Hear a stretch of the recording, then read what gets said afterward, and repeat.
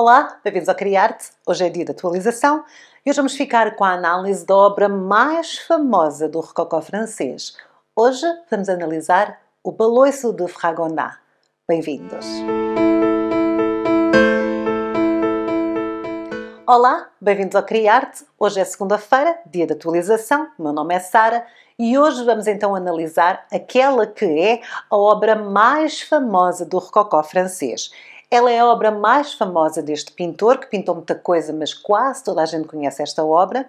E é também a obra que nós associamos à estética do rococó. Hoje vamos analisar esta obra. Este é O Baloiço, uma obra de 1767 de Jean-Honoré Fragonard. Pode ser vista em Londres na Wallace Collection. Aqui no Criarte, nós temos vídeos acerca das duas partes mais importantes do rococó, sendo que a primeira é aquela parte menos madura, apanhamos a transição do barroco para o rococó e depois então o rococó, o início do rococó, e é chamado o rococó da regência, o período da regência. A seguir temos então o amadurecimento do estilo, aparecem mais pintores. O Fragonard faz parte desta segunda parte, do rococó mais maduro. Eu vou deixar os cards aqui na tela e também vou deixar na descrição deste vídeo os links para o rococó parte 1, rococó parte 2. E hoje vamos então falar desta obra. Esta obra, na verdade, foi uma comissão de um alto membro da aristocracia francesa que também era o responsável pelas finanças do clero. Portanto, era alguém muito, vamos dizer, conservador, à antiga, fazia parte do clero, dava-se assim com a igreja. O pedido deste senhor, a Fragonard, era o seguinte: queria uma obra com uma pintura de uma jovem, provavelmente uma das suas amantes, num lindo jardim, a andar no romântico baloiço. Este baloiço devia ser empurrado por um bispo. O aristocrata também queria ser retratado. Era ele que estaria escondido no jardim e estaria a olhar para cima, para as pernocas da jovem mulher. Quando o Fragonard ouve esta comissão, fica extremamente desconfortável, porque se vocês já foram ver os nossos vídeos do rococó, percebem que o Fragonard não era um pintor que as pessoas assumissem publicamente que compravam obras, porque ele era considerado escandaloso, ele era considerado depravado, enfim, vergonhoso. Mas depois, em privado, toda esta gente que dizia mal dele, que dizia que que ele não tinha vergonha na cara, depois em privado iam lá e encomendavam assim umas obras marotas. Esta obra, quando o Fragonard recebeu a encomenda, não ficou confortável. Portanto, ele já tinha esta fama de ser demasiado picante. Ele não queria pintar um bispo no meio desta cena. Pensou, desta vez é que me expulsam de França. Não posso, não quero. Então, o que é que o Fragonard faz? Vai ter com o patrono e faz-lhe, dá-lhe uma sugestão. Diz assim: então, em vez do bispo, e se eu pintasse uma pessoa mais idosa, respeitável, mas não ninguém da igreja, não quero ninguém do clero? O patrono aceitou e resultou isto. Então, esta é uma obra que desde a sua encomenda se destinava a ser uma brincadeira, algo sensual, algo erótico e cheia de tensão sexual. Esta foi uma obra demasiado embaraçosa para ser apresentada em público. Era uma obra íntima e privada, engraçada e sensual.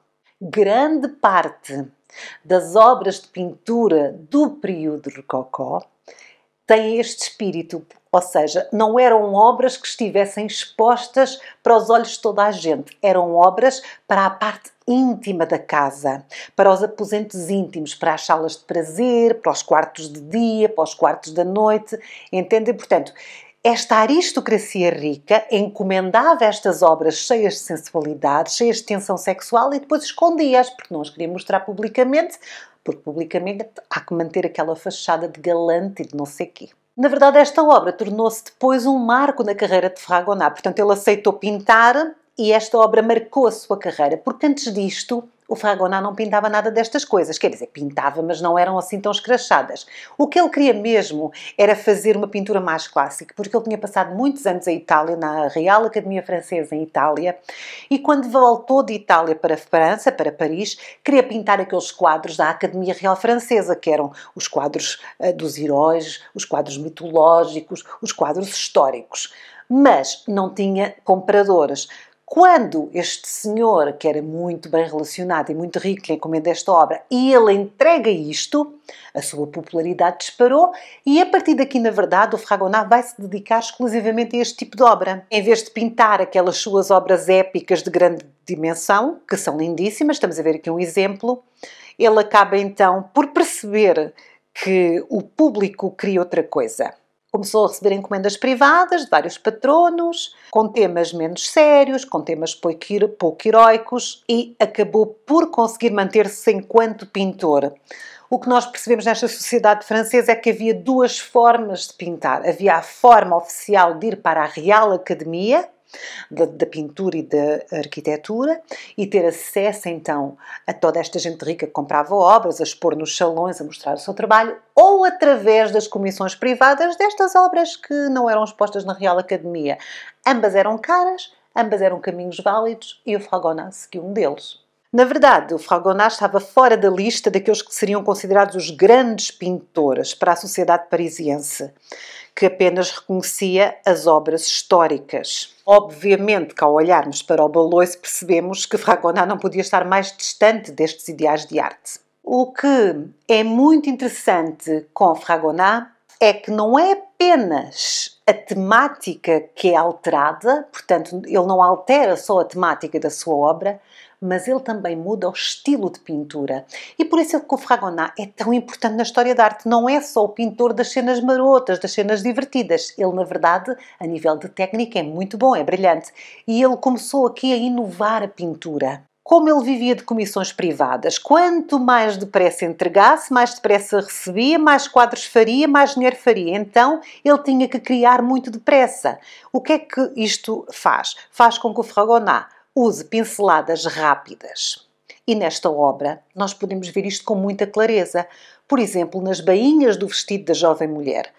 Parte da energia que envolve este vestido é resultado das pinceladas rápidas de Fragonard. Podemos realmente apreciar as pinceladas de tinta de óleo nesta obra. Um dos detalhes mais bonitos é a pincelada do corpete, na renda branca. Um novo estilo de pintar, uma nova forma de pintar. E nós percebemos que estamos em França, estamos num período de explosão do novo tipo de arte e depois muitos pintores do século XIX, do século XVIII, por aí fora, vêm beber aqui, aqueles pintores que nós estamos muito habituados a ouvir falar, o Delacroix, vai buscar aqui a cor, vai buscar aqui a pincelada rápida, os impressionistas inspiravam-se muito neste tipo de rapidez de pintura, portanto, realmente o Fragonard é um pioneiro nesta técnica.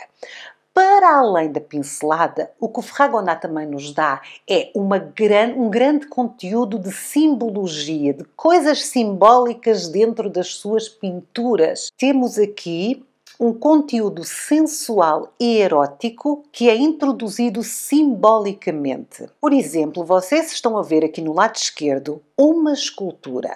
Na verdade, Fragonard usou como modelo uma escultura real do artista de Rococó Falconet, muito conhecida. Esta obra era muito conhecida na altura. Chama-se Amor Ameaçador, é de 1757. Aqui Fragonard usa a mesma pose, um dedo levantado frente aos lábios, como que a pedir-nos a nós, espectadores, para guardarmos o segredo. Por baixo, mesmo por baixo deste cupido, podemos ver outras esculturas. Estas são Menades, que são figuras da mitologia grega, que são dançarinas ou são ninfas dançarinas. Mas atenção, estas não são as únicas esculturas que Fragonard colocou nesta obra. Mais abaixo, à direita, temos duas figuras de cupido.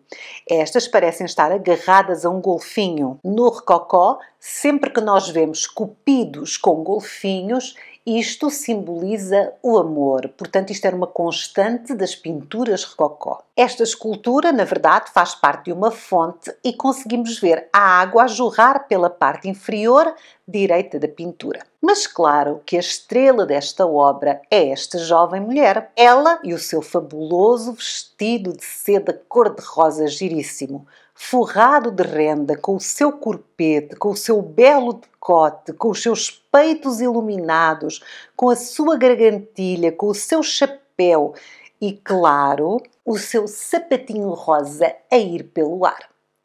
Tudo nesta obra nos afasta da seriedade do barroco. Temos uma obra com energia, com muito movimento, mas, no entanto, não é demasiado séria. O movimento desta obra está mais claramente trabalhado no baloiço, naquele impulso de ir para a frente. O movimento está espelhado no facto do sapato saltar. Há aqui uma progressão de movimento. Ao nível da composição, temos um paralelo entre o barroco e o rococó. O barroco usava linhas diagonais muito fortes, como estamos a ver, por exemplo, aqui nesta obra do Rubens. Estas linhas diagonais criam energia e criam movimento. E nós vemos exatamente isso, exatamente a mesma coisa, nesta obra do Fragonard. Os nossos olhos seguem a corda até à figura feminina e depois seguem para a figura masculina. Quando olhamos para a figura masculina, percebemos que ela se reclina para trás, está numa posição em que se apoia no cotovelo direito e ao mesmo tempo levanta o braço esquerdo. E depois temos a expressão. Esta expressão é uma expressão de elevação, é uma expressão de admiração e é uma expressão de desejo. O baloiço em si é de veludo vermelho, com acabamentos dourados e pequenos botões também dourados. Isto indica ao espectador que não estamos a ver uma cena passada na floresta. Ao contrário do que quer parecer, este tipo de baloiço encontrava-se apenas nos jardins aristocráticos, nos jardins dos ricos. Portanto, eles não estão no meio de uma floresta qualquer. Estão ali no jardim do palácio. Um rico e exuberante jardim em Paris. A natureza aqui é muito abundante, que também é um símbolo de fertilidade, o que nos remete mais uma vez para a sensualidade da cena. O baloiço de Fragonard é a expressão perfeita da frivolidade, do luxo, da sensualidade do rococó. É fruto de uma aristocracia libertina, uma sociedade onde era permitido aos homens terem amantes e onde, menos habitualmente, também era permitido às mulheres terem um amante. Normalmente as mulheres, quando davam herdeiros masculinos ao marido, depois eram livres para escolher o amante que quisessem. Primeiro tinham que ter os filhos com o marido, os herdeiros masculinos, e depois algumas tinham liberdade para escolher o amante que quisessem. Portanto, era algo comum nesta sociedade parisiense. Não era assim uma coisa estranha, nem mal vista. Tinham que ser discretos, mas acontecia, toda a gente sabia. O Fragonard deixa aqui uma questão em aberto. Será isto um triângulo amoroso? A jovem balança entre dois homens, o mais velho, provavelmente o marido dela, que representa a segurança, o respeito, e depois o mais novo, que representa o amor carnal, mas também a insegurança. Finalmente temos um outro elemento nesta obra, que é o fiel companheiro das damas de sociedade parisiense. O cãozinho. O cãozinho era um apetrecho.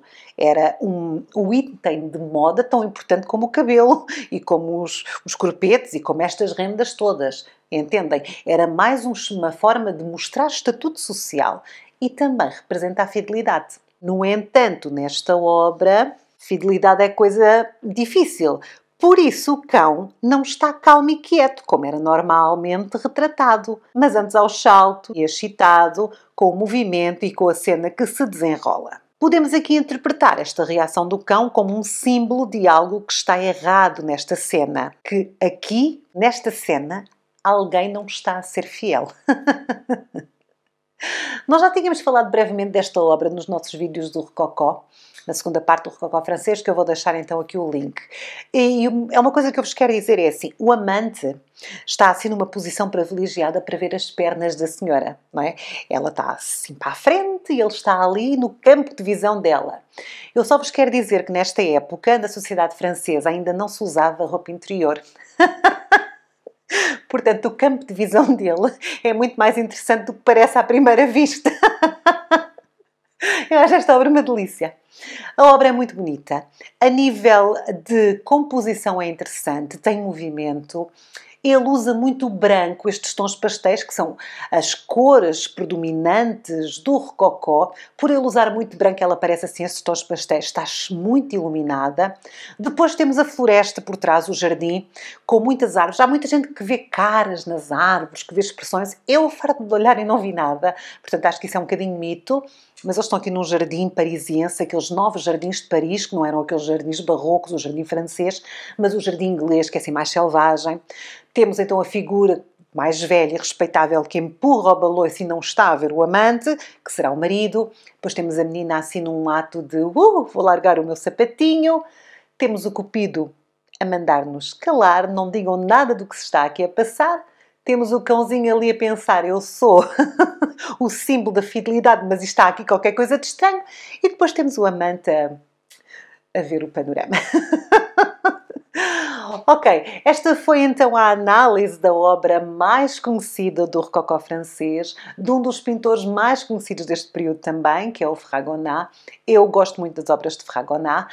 Nós vamos analisar muitas outras obras do Rococó francês. Vamos analisar obras de pintores com estilos diferentes, porque isto é aquilo que nós associamos ao Rococó. Quando pensamos em Rococó, pensamos no baloiço.